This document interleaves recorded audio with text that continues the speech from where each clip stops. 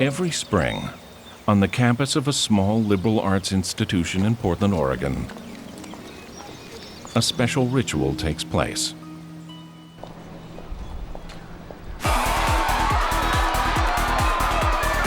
It's Thesis Parade at Reed College, a rite of passage that rivals commencement in its importance to the student body. It's the kickoff to a weekend-long celebration called Ren Fair. At first glance, the whole thing looks like barely controlled mayhem. But in fact, it's the culmination of years of extremely serious academic work. Each Reed senior has produced the equivalent of a master's degree thesis and defended it before a panel of professors. And this only after having passed a grueling qualifying exam in junior year. It's all part of one of the most rigorous college experiences higher education has to offer. The ritual includes the burning of thesis notes as a symbol of completion.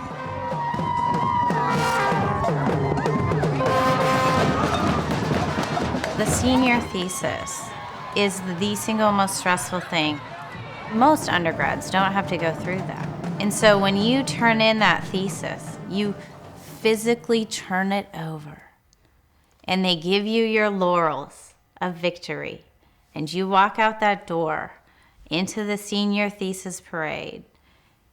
It's so, the weight off your shoulders is unimaginable.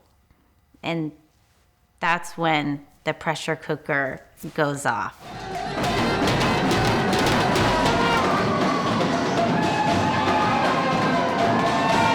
It is a community-wide celebration of the particular triumph and achievement of the seniors. And it is appropriate because what we're all about is scholarship. The big party on campus isn't about some extraneous thing like football or a rock concert. It's about the central core mission of Reed College. The exuberance of Reedies during this event belies a more serious tone that pervades the school the rest of the year. A time when students compete fiercely with one another, but mostly with themselves. It's a very hard school. It's academically brutal.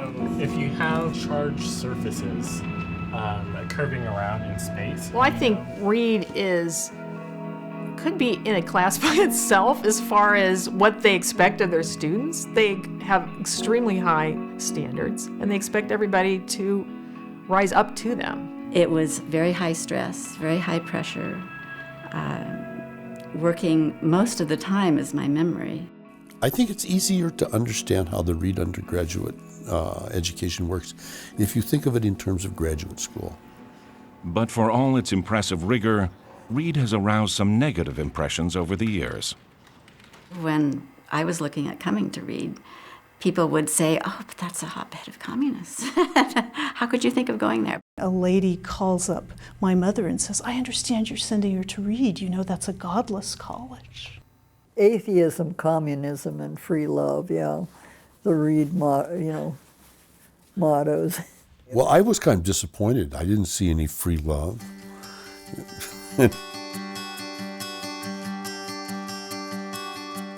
Reed was branded in this way not long after classes began in 1911. Quickly, though, Reedies embraced the motto, tongues firmly planted in cheeks. To this day, students revel in its implication that they are bucking the status quo. Maybe this ironic stance has been lost on those outside of what's sometimes called the Reed bubble. And perhaps it's contributed to a complicated town-gown relationship with Portland. But nationally, Reed is seen in a more positive light.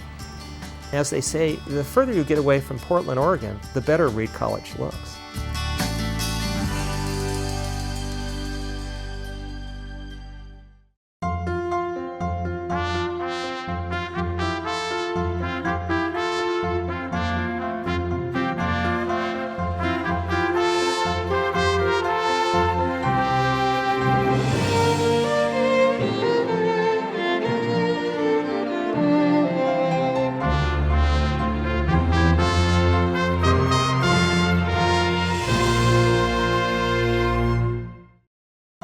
Funding for Oregon Experience is provided by the James F. and Marion L. Miller Foundation, the Oregon Cultural Trust, and viewers like you. Thank you.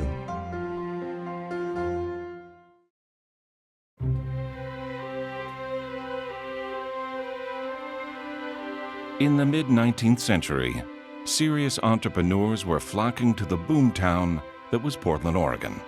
Among them, a young couple from Massachusetts. Simeon Reed really is the epitome of the successful pioneer capitalist. He arrives in Portland in the early 1850s at the age of 22 with his wife Amanda, and he hooks up with a small group of other East Coast entrepreneurs. Most prominently is William Ladd, who happens to be the mayor of the town.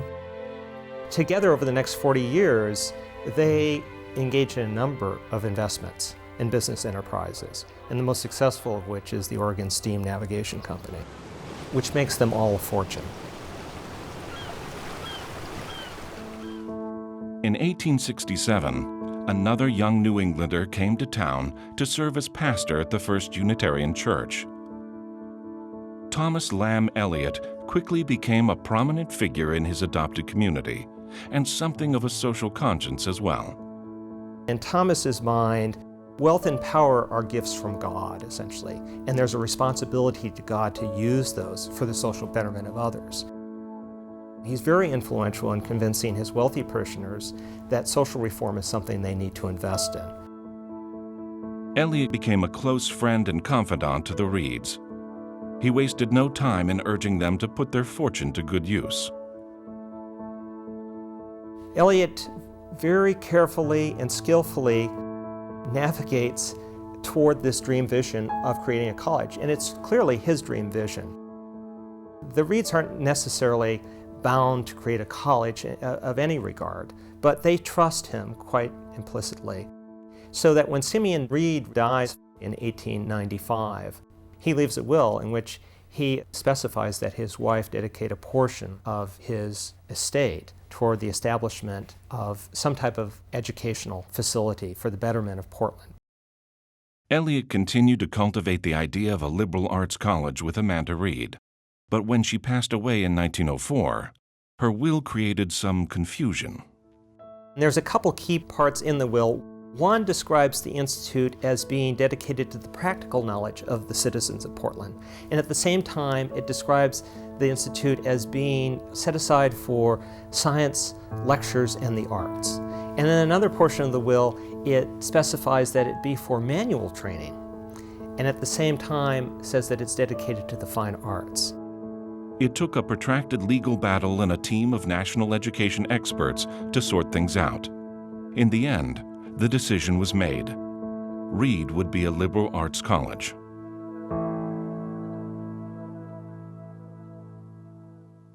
Simeon Reed's old business partner, William Ladd, donated 46 acres of land in Eastmoreland for a campus.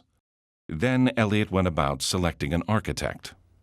The architect he chooses is a young man named Albert Doyle, who's 35, works out of Portland. And at the time, you see Eliot really in the dream vision of this college. There's not much touch with reality of what's going on.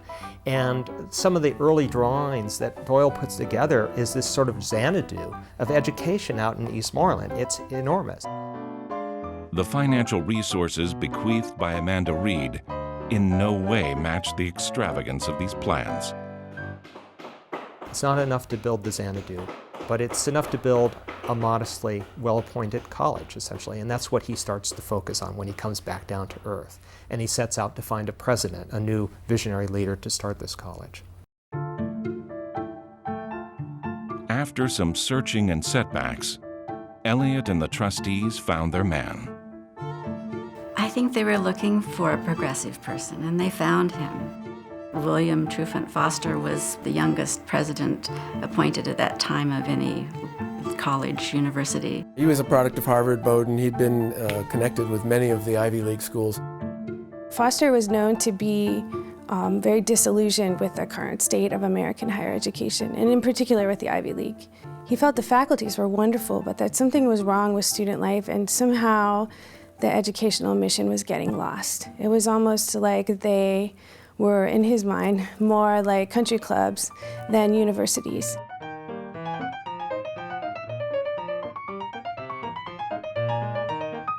In the early 20th century, the American liberal arts college was in crisis. A rather lax approach to academics had taken hold. Socializing and sports had become the focus of once serious institutions. Woodrow Wilson, then president of Princeton University, lamented, "So far as the colleges go, the sideshows are swallowing up the circus."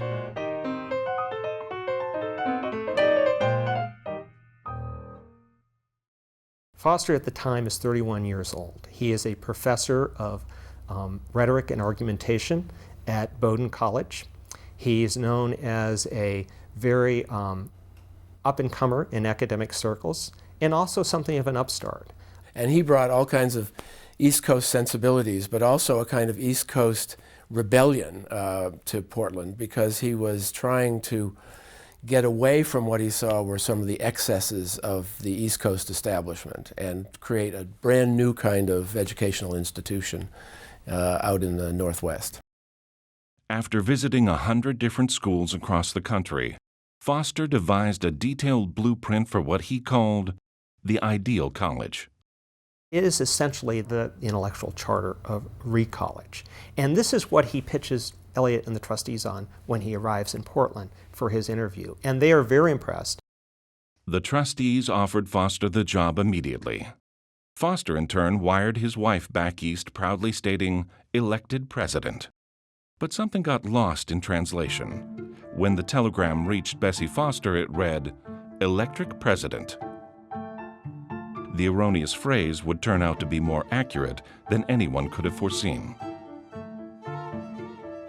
I was born a rebel. For many years I did not know what was the matter with me. Then I began to realize that my New England ancestors made me a cantankerous nonconformist, scowling at contented men and women and warning them that whatever they were doing, they should be doing something else. William Trufant Foster. He was complaining about sports. He was complaining about excessive socialization and social life. He wanted to return to a kind of European Germanic notion of a true intellectual hothouse with none of the distractions. So that's basically what he tried to establish here. Everything was about intellectual vigor and rigor, about academic freedom in the radical sense of that word, and about communitarian, radical democratic community. He travels around the country recruiting his faculty, and he's not looking for deadwood. He's looking for young up-and-comers like himself. Mostly they're college educated from Ivy League schools or from University of Chicago. Their average age is under 30, and they're all caught up in what he calls the dream. A sense of urgency came with the new president. Even as the campus was taking shape, Reed classes began in a temporary space in downtown Portland. From 263 applicants, 50 students, all local, were chosen. Half were women. They would be the class of 1915. Along with the physical campus, a feeling of exceptionalism was being built at Reed. One excited professor dubbed all concerned the comrades of the quest.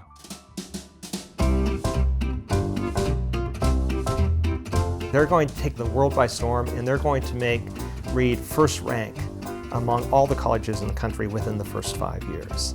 And unbelievably, it happens. The college takes off like a rocket, and it's largely fueled by this vision from Foster. Soon, Reed College established itself as a powerhouse. Many Reed faculty members developed national profiles in their fields apart from the institution. Reed's reputation glittered because of them, and others like them. But Foster and Eliot also wanted to make an impact locally. They developed a program of classes, lectures, and conferences for the betterment of the Portland citizenry. As many as 55,000 people attended these events. The topics covered were cutting edge and often controversial. They were not universally appreciated. And it's not so much that Foster or the faculty adhere to any of these particular radical agendas, but they feel this is an appropriate stage to hear everything and anything comes their way.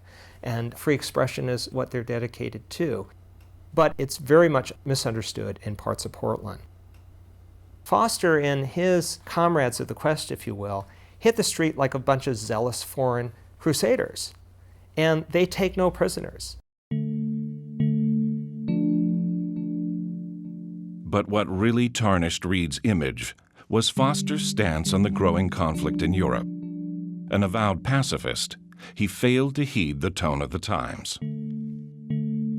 Dr. Foster and all other dreamers of their kind are among the socialist sowers of class hatred and the secret champions of Germany.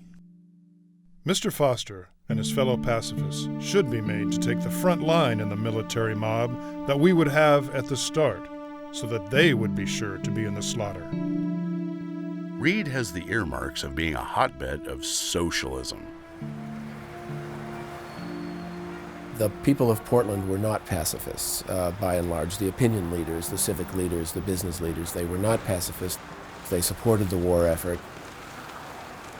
They thought that Foster, and by extension his new college, was just a bunch of radical lefties and not patriotic. Somewhat naively, he believes that people can disagree in public in a debate and still respect each other. And this is a naive attitude to take into a public arena that's whipped up around war hysteria. And he grossly undercalculates that. Bad press was not Foster's only problem. Amanda Reed's endowment to the school was largely tied up in real estate, properties that were becoming less and less desirable. The property values drop, and so do the rents in these particular areas along the waterfront. And Reed's income goes down dramatically to where they're no longer able to meet their expenses. Foster and the trustees were not born fundraisers. The financial crisis the young college faced blindsided them. And meanwhile, the community backlash gained further momentum. And it catches him a little bit off guard. It's so violent. And this is where the phrase communism, atheism, free love first is tagged to Reed College. At the same time, Foster is launching a fundraising drive, which he calls the emergency drive of $50,000 to keep the college afloat. It's the perfect storm, essentially, is what hits. War is declared. America enters the war in April. And beginning that summer, the college is just evacuated. The male students are all leaving. The male faculty is all leaving. And it begins the downturn of the dream for Foster. Events really overtake him at this point. Foster had vowed to put his own feelings aside and support the president if the country entered the war. When that came to pass, he threw himself into the effort with characteristic zeal. He reached out to the Secretary of the Army and helped establish the first military training program, the precursor to ROTC. Barracks were built at Reed, and soldiers began to train on the campus. Foster also set up the only West Coast program for reconstruction aids at Reed, training young women to go to the front lines and assist in Army hospitals. They wanted women to be trained to be able to take care of men returning from the war who had major wounds, major problems, needed reconstruction, surgery. They learned physical therapy because Foster jumped into that. He also became part of a special presidentially appointed group that visited the front lines in France to review Red Cross operations. The trip profoundly altered his ideas about the war. Foster returned from the front and did a 50-city tour to raise funds for the Red Cross. And ironically, here's a man who's struggling to raise $50,000 to keep his college afloat, and he's able to make money rain down on the Red Cross. Who would think that here somebody who is a dedicated pacifist would embrace the war effort? He embraces his country. He believes in that, and even more so once he visits the front line. And it shows the complexity of Foster in so many ways. He's a man of high principle. but it takes a real toll on him. Largely, it's because every night he has to relive what he's seen in these army hospitals and relive the battles that he's seen over on the front lines. And he goes through something of a mental breakdown at this point. He pretty much becomes a recluse in the president's house on the campus. Foster's efforts during the war had done little to change his standing in the eyes of Portlanders. I think, unfortunately, by that time, a lot of the people in Portland had decided that he just couldn't be trusted. And so that was kind of the beginning of the problem, and it was hard to repair relations. Foster, by this point a hurt and broken man, tendered his resignation in 1919. He was 40 years old. It had become clear to him and others that he and the college had come to a financial and psychological impasse. But the legacy of this passionate, visionary educator would leave an indelible imprint on Reed College.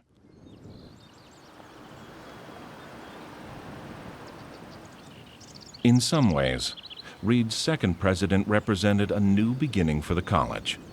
He did away with Foster's free-form approach to academics and replaced it with something even more radical in its day, a core curriculum concept, with the humanities at its foundation. Richard Schultz was one of America's first Rhodes Scholars.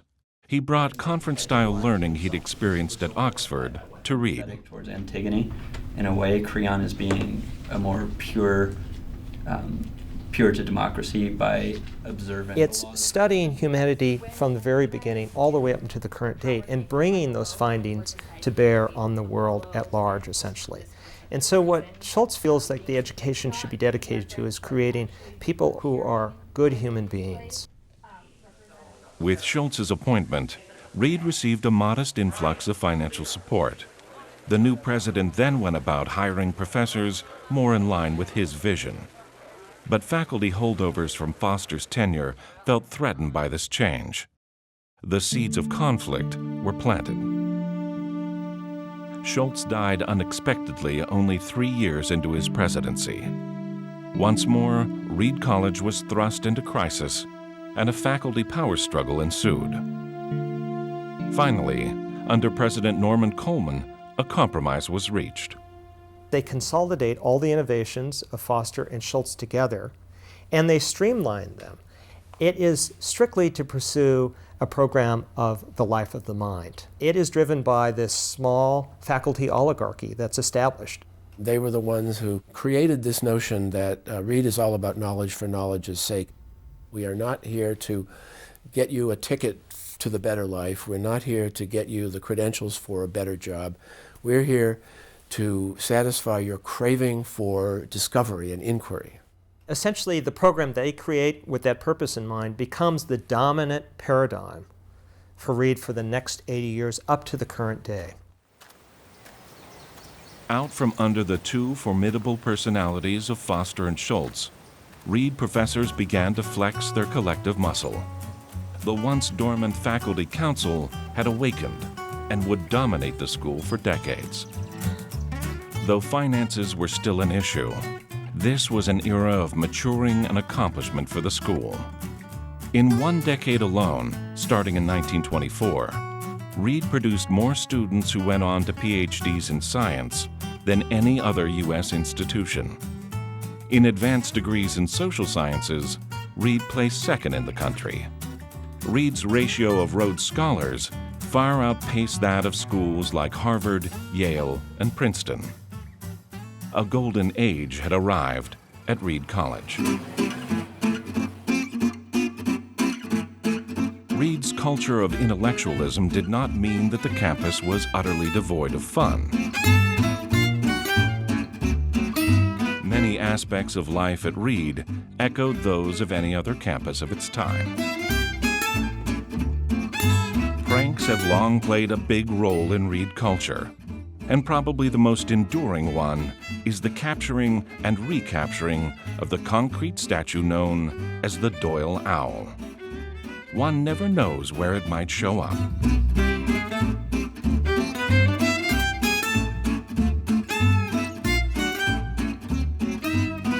But pranks were just a minor distraction. Far bigger issues loomed on the horizon. What I remember is that the day on December 7th, somebody was in the process of trying to climb up outside of somebody else's dorm to recapture the Doyle Owl.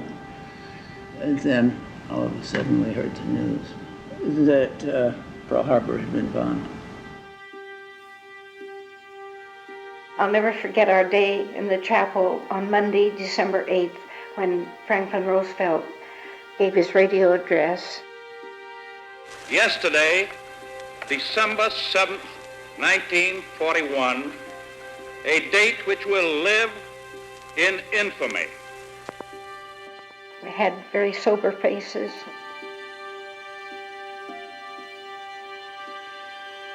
Once more, Reed answered the call.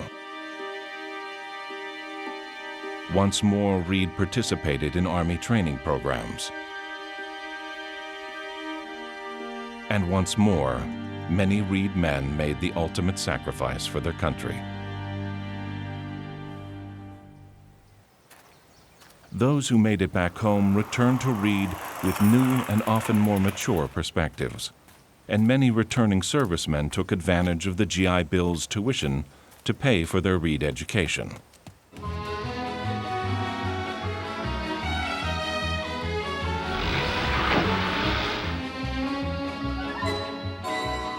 America's post-war years were dominated by a burgeoning consumer culture and widespread social conformity. But at Reed, something different was in the air. People were exploring, what do I want to do with the rest of my life? How do I want to lead it, you know? What kind of person do I want to be? I think there was a feeling that we had some choice in that kind of thing. We had some ability to control it. That we weren't just the victims of fate, you know.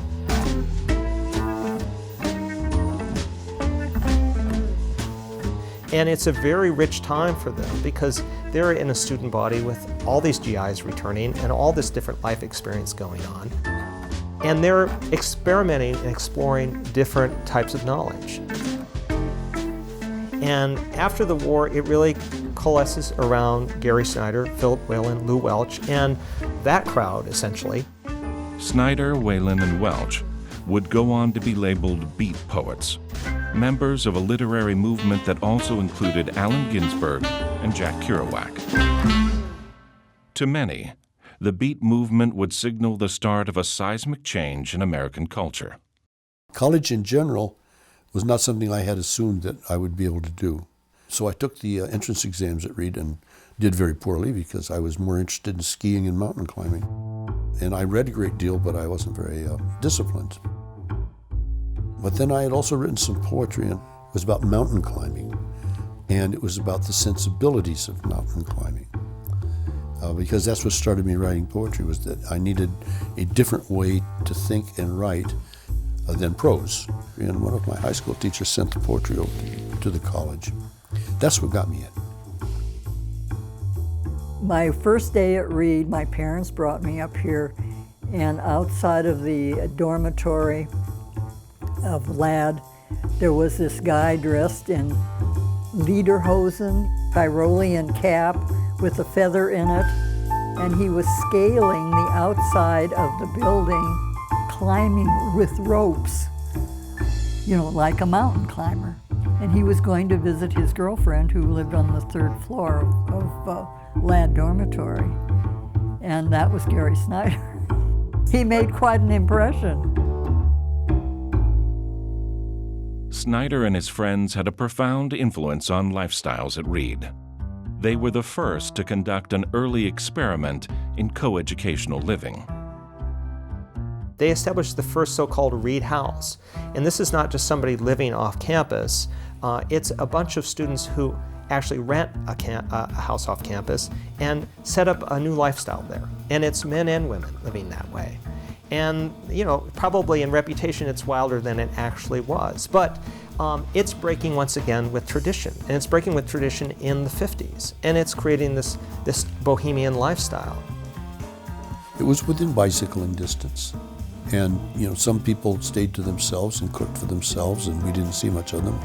And there were several people who would cook together once or twice a week and saw more of each other. It was actually very grown up. It was cheap housing for students who didn't have much money. There, of course, was no supervision. The school kind of frowned about it, but they never did anything about it, We stayed out of trouble. And we didn't turn it into a party house or anything like it.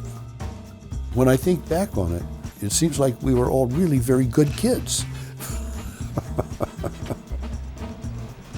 The bohemian lifestyle didn't prevent these students from engaging fully in Reed's life of the mind. Students were smart, and they could argue. So that's what I really, appreciated from Reed, was learning about the kendo dojo, the sword fighting hall, so to speak, where you could go out and debate and defend ideas, and that's like graduate school, see? So that's wonderful preparation for the world. Snyder, along with Lou Welch and Philip Whalen, had also become friends with Professor Lloyd Reynolds. Reynolds would have a big impact on their thinking and that of countless other Reedies. He's a person that has this unusual unifying vision of humanity that he brings to bear on his teaching here at Reed. And many generations of Reedy come to see him as somewhat of a magical figure here. He's certainly the most popular figure among the faculty in the history of Reed College. And yet at the same time, he's a bit of an outlier from the faculty, and certainly the faculty oligarchy, mainly because he won't stay in his discipline, and he roams all over the place. I think a large part of why there was so much poetry going on and people who went out into the world in that field had to do with Lloyd Reynolds. Reynolds taught creative writing, literature, and art history. But in the 1940s, he struck upon calligraphy. Here is a simple manual discipline, almost Zen-like in its simplicity. It's what he calls the people's art form. And by focusing on calligraphy, he's able to find a center for all of his unifying kind of efforts of world humanity. And he creates something of a cult. He's the closest thing to a spiritual presence on campus that you're going to find. Not for every student, certainly, but for a number of them. And that goes through the 40s, the 50s, and into the 60s. And he leaves an incredible heritage at Reed. The swing is the rhythm. And once you get the rhythm, then you're really moving. And writing is movement in space.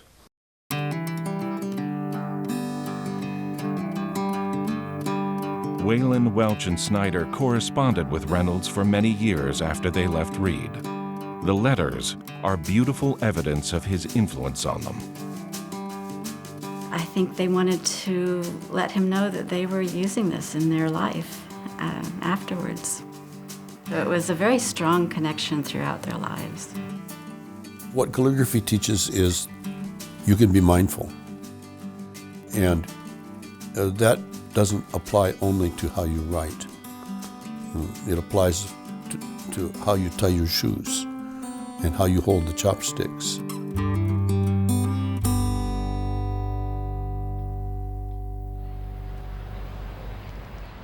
These years were not merely characterized by calligraphy and beat poetry and alternative living arrangements. The Communist Party is a minority, but a dangerous minority.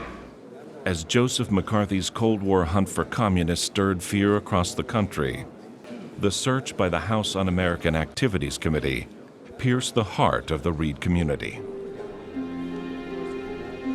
Portland was like the rest of the country, caught up in the depths of McCarthyism. And so when the Un-American Committee came to Portland as they traveled around the country to expose local leftists, Reed became a target. Among those called up by UAC in 1954 were 3 Reed professors, Leonard Marzak, Lloyd Reynolds, and Stanley Moore. All 3 had refused to testify before the committee, invoking their Fifth Amendment rights, but it was Moore who had become the center of the controversy. calling Reed's standard of academic freedom into question. The trustees were concerned that the reputation of the college as not really in line with community values here in Portland. The trustees, along with Reed President Duncan Ballantyne, demanded that the professors discuss their political affiliations with them. Marzak and Reynolds complied. Moore did not. And Moore refused simply because he thought that was an inappropriate exchange between a faculty member and the board. Marvin Levitch was a new professor at the time. He supported Moore's refusal to engage with the trustees. The thing that was threatened was the independence of Reed College against an outside force, and that all efforts should be expended to protect ourselves against it. Stanley Moore took a very public approach to the issue. He sent an open letter to the Reed community in which he defended the right of faculty members not to be subject to political interrogation. In a faculty council peer review, Moore was deemed a brilliant scholar, a forceful lecturer and teacher, and a man who adhered consistently to the highest standards of academic performance. And yet Moore was fired from his tenured position at Reed. The faculty, the students, and the alumni all, almost unanimously, defended Stanley Moore's employment at Reed College, even if he refused to discuss, or maybe because he refused to discuss, his politics with the trustees. He said something like, "When this process started, I predicted that I would win the argument but lose my job." And that is exactly what happened. A lot of the students are just crestfallen.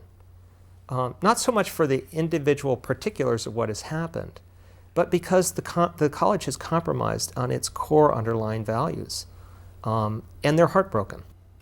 And if you go back to Foster's original underlying values, which are still at play at Reed and still at play in the 50s, you've got intellectual freedom, academic rigor, and democratic governance. And Foster's belief is that if you compromise any one of those, you compromise them all, because they are interrelated, how they work together.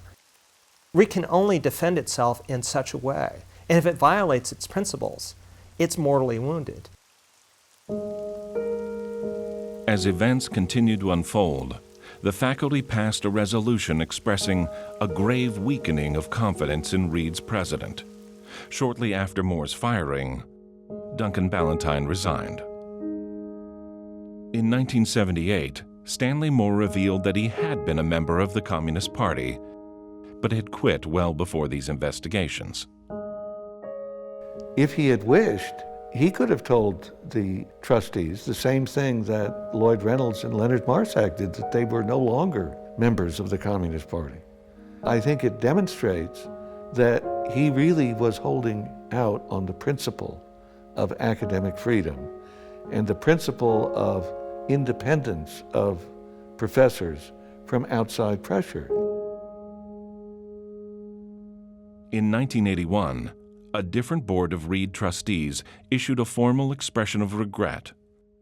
In it, the 1954 decision was said to be inconsistent with the principles of academic freedom.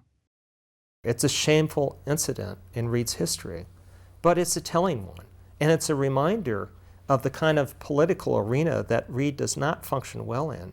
But it's the time that anybody who's at the helm of this college, whether on the trustees or administration, has to be at super vigilance to maintain those values, because to compromise is to undermine the entire college. It was just terribly unfortunate, and it caused a schism in the faculty that lasted, I think, for decades. You might not like it.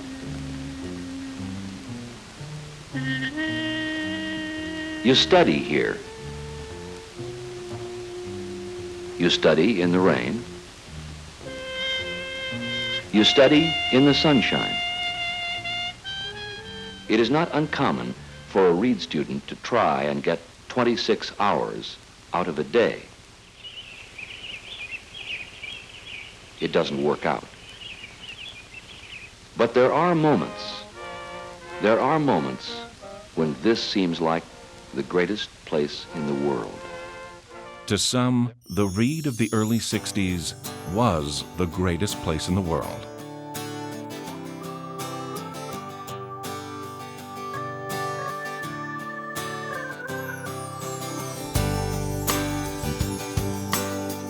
But as the decade marched on, protests erupted across the country.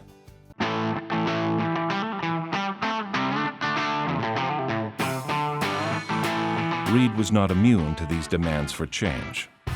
It's just natural that the old Foster strain of making the education more relevant to the current world climate and the societal climate would naturally strike up. And that's what happens with a number of the younger professors who were hired at Reed in the 60s, the so-called Young Turks.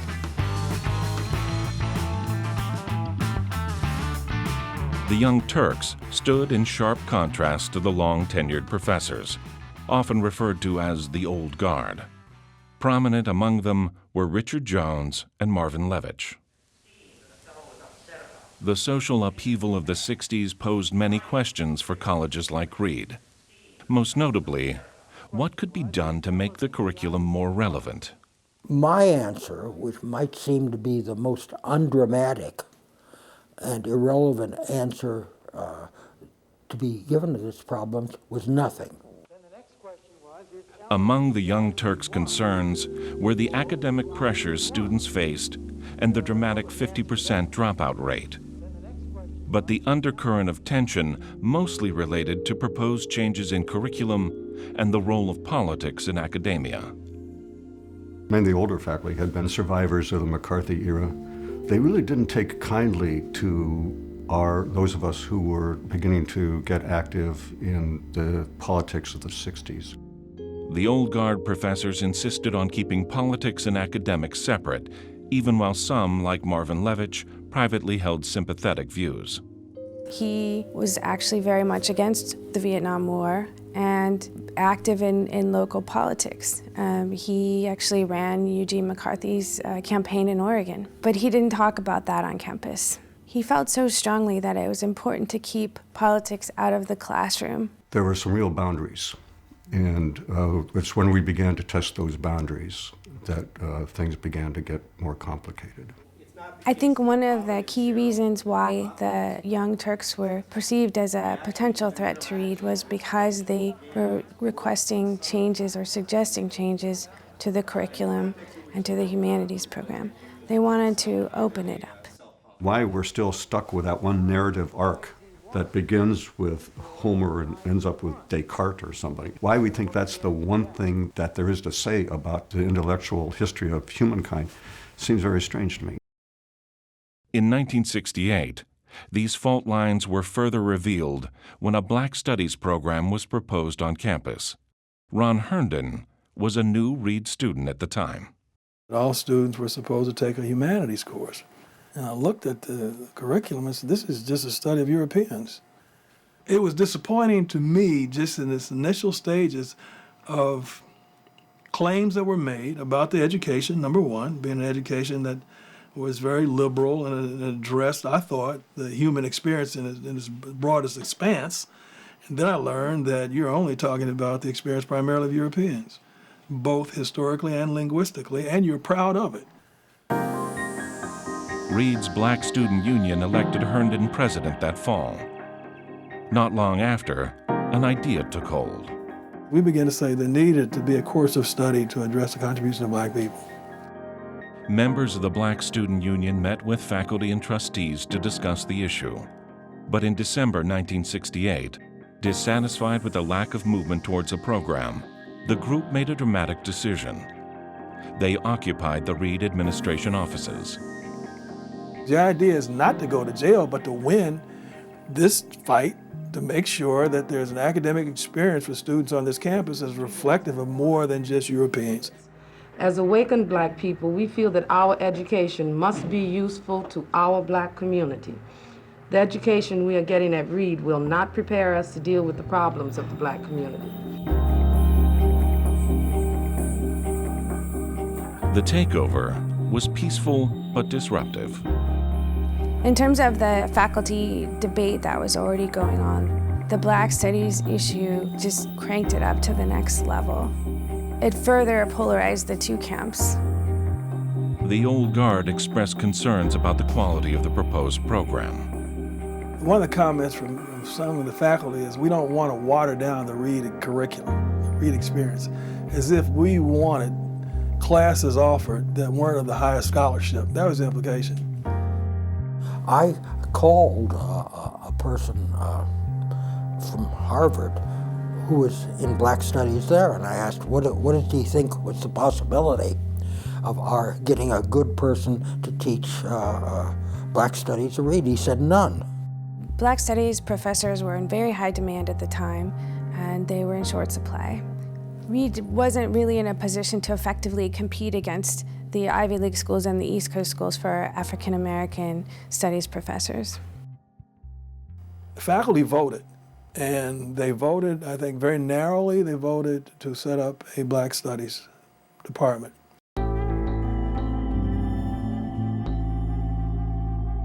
Soon after, Reed did initiate a Black Studies program, but the very close faculty vote symbolized serious problems among professors at Reed. Both groups cared very much about the educational mission of Reed, but somehow, because each side perceived the other as a threat, and the stress and the tension between these camps had risen and risen over years, the stakes seemed really, really high. They just lost sight of the fact that they were essentially on the same team.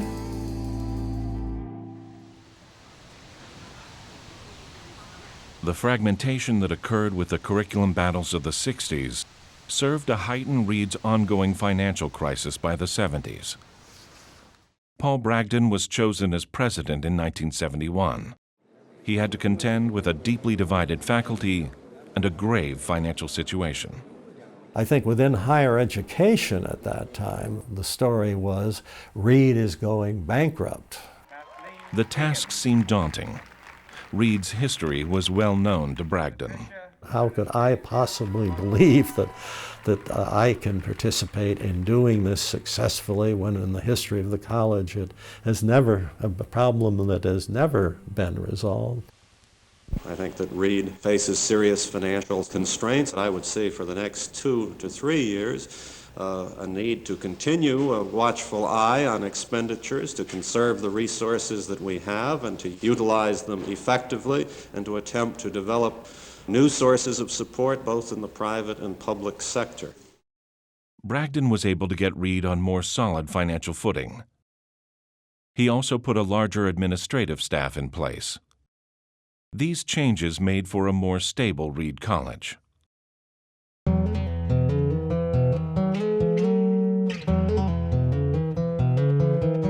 Through decades of change, Reed has maintained its unique character.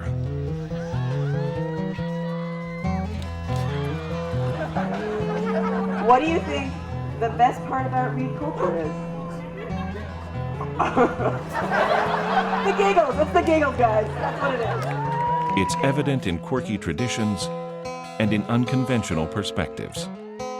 As one example, every year UCLA conducts a massive survey of college freshmen, and Reedies frequently express opinions outside the mainstream. A lot of freshmen in this country said it's very important to go to college to get a career, to get a vocation, to be trained for a career. In fact, almost 78% of freshmen stated that that was important. At Reed, less than 22% said that was important to get training for a career. Reed freshmen are there because they want to learn. They want to learn for learning's sake. Reed students must submit a request to the registrar to see their grades. Most don't. You're not supposed to care, and guess what? You drink the Kool-Aid and you stop caring. And you really look at the end result as, what am I getting of value out of this class? How am I growing my knowledge? Recently, Reed ranked third in the country for producing the highest percentage of students that go on to get PhDs. Though Reed has expanded some over the years, its student body still only numbers about 1,400. Unlike many colleges, Reed does not award merit scholarships, distributing financial aid solely on need. It still has no varsity sports teams, fraternities, or sororities, and it does not participate in the much-touted U.S. News and World Report ranking system. And that's unusual because a lot of schools want to do that, but they don't have the guts to do what Reed did. I admire them for saying rankings are ridiculous. In fact, the president of Reed, I think he wrote once that ranking schools is as ridiculous as ranking philosophies and religions. It's a nice way of saying something essential about Reed, which is that, you know, we are not going to play the game just because that's the game. From the college's earliest days, members of the Reed community have adhered to an unwritten code called the honor principle. To me, that means that it's really important for us to think through every action that we do and to think about how it affects us, how it affects those immediately around us, but also how it affects the entire community. One consideration in thinking about how honorable an action is our reputation as a school. Concerns about outside perceptions are well-founded. Fairly or not, since the 1960s, drug use and Reed have been linked in the public mind. This in turn has fueled speculation that the college is too permissive. It's an impression many at Reed want to dispel. Reed isn't simply about freedom. It's about responsible freedom. And if you think that Reed means libertarian versions of freedom, you're wrong. There are limits here. Just as there are on the academic side, we do not tolerate plagiarism. We do not tolerate cheating, no matter how creative you think you're being. And we have limits on the behavioral side as well. And we are going to, and we intend to enforce those limits.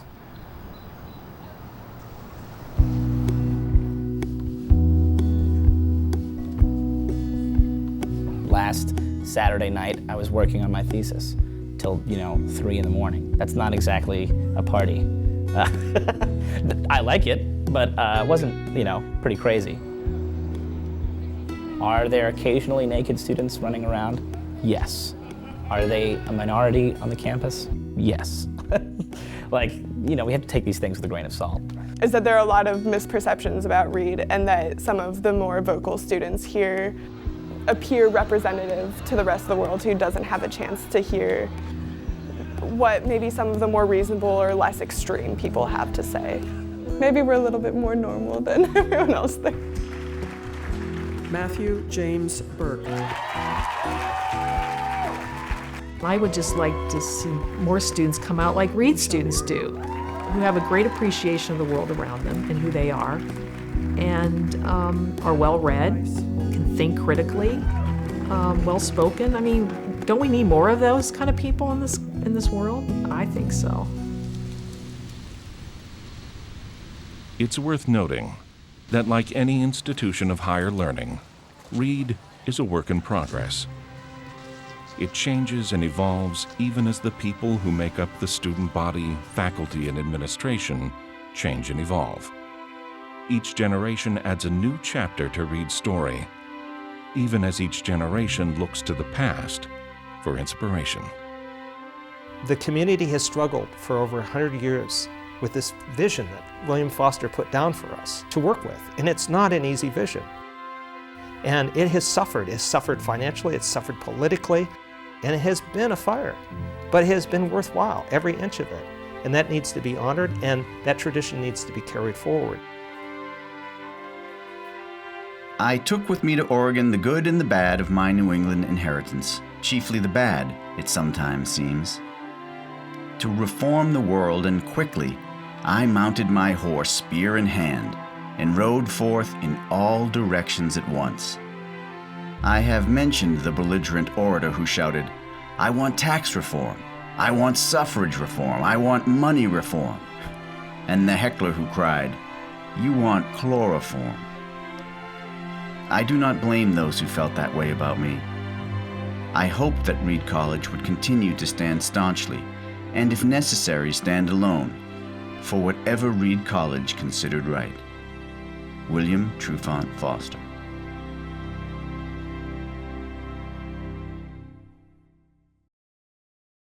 There's more about Reed on Oregon Experience online. To watch online or to order a DVD of the show, visit opb.org.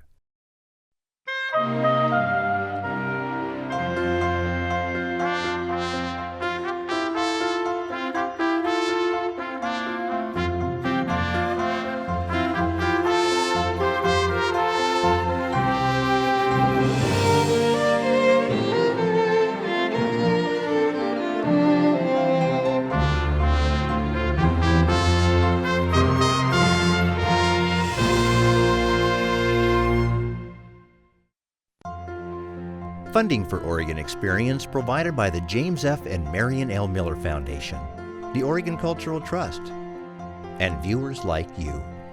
Additional support of this program provided by the Don C. and Emily F. Frisbee Fund of the Oregon Community Foundation, and the following. Thank you.